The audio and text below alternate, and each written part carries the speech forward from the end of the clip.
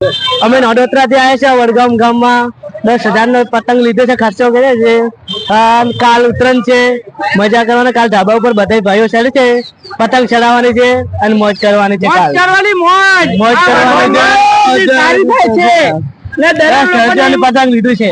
દરેક લોકોને એવું કહેવામાં આવે છે વડગામમાં પતંગ લેવી હોય તો રાજુભાઈ પટણી ત્યાં કરી સારા ભાવથી સસ્તી અહીંયા મળી જશે।